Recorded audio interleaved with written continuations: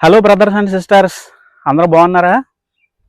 ఇంకొక good news ఏంటంటే మొన్న చెప్పడం మర్చిపోయాను.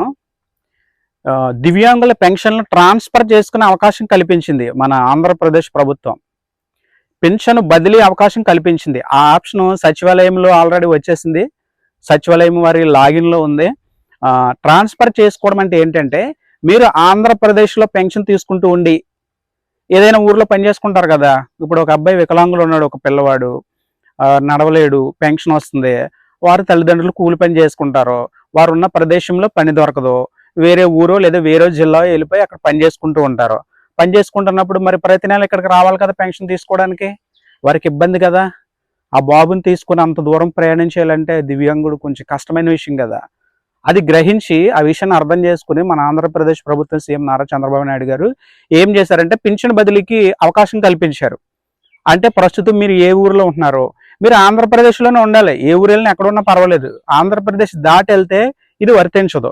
ఆంధ్రప్రదేశ్లో వేరే జిల్లాలో కానీ వేరే మండలంలో కానీ ఏదైనా పక్క ఊరిలో కానీ పోనీ మీరు వెళ్ళి ఉంటుంటే మాకు పెన్షన్ బదిలీ చేయండి, మేము పలానా ఊరిలో ఉంటున్నాం, పలానా గ్రామంలో ఉంటున్నాం, లేదా పలానా పట్టణంలో పలానా జిల్లాలో ఉంటున్నామని వాళ్ళకి వివరాలు అందజేస్తే ఇస్తే అక్కడ ఏమైనా అప్లికేషన్ ఇస్తారు, లేదా డైరెక్ట్ ఆన్లైన్ చేస్తారు.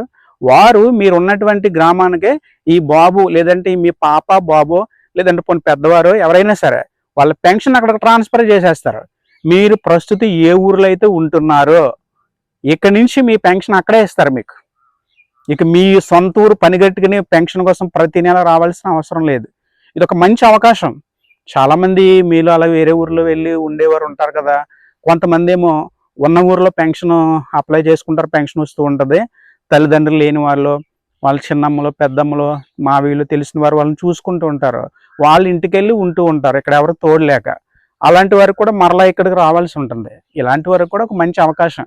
కాబట్టి అందరూ గుర్తుంచుకోండి, పెన్షన్ ఇక్కడ నుంచి వేరే ఊర్లో తీసుకుంటాం, ప్రతి నెల ఇక్కడికి రావాలంటే మా సొంత ఊరికి కష్టంగా ఉందనే వాళ్ళు ఈ లోపు మళ్ళీ 1వ తారీఖు పెన్షన్ ఇచ్చే లోపు ఒకసారి మీరు మీ గ్రామ సచివాలయానికి లేదా వార్డు సచివాలయానికి వెళ్ళి మాకు పెన్షన్ బదిలీ చేయండి, మేము పలానా ఊర్లో ఉంటున్నామని. మీ పెన్షన్ డాక్యుమెంట్స్ ఉంటాయి కదా, మీ ఆధార్ కార్డుకి లింక్ అయిన ఫోన్ నెంబరు ఇవన్నీ ఉంటాయి కదా మీకు దగ్గర డాక్యుమెంట్స్, అవి కూడా తీసుకెళ్ళండి. మీ రేషన్ కార్డు కానీ తీసుకెళ్ళి మేము వేరే ఊర్లో ఉంటున్నాం, ఏ ఊరు ఏ గ్రామమో ఏది చెప్తే అక్కడ గ్రామ సచివాలయానికి నెంబర్లు అవన్నీ వాళ్ళు చూసుకుంటారు.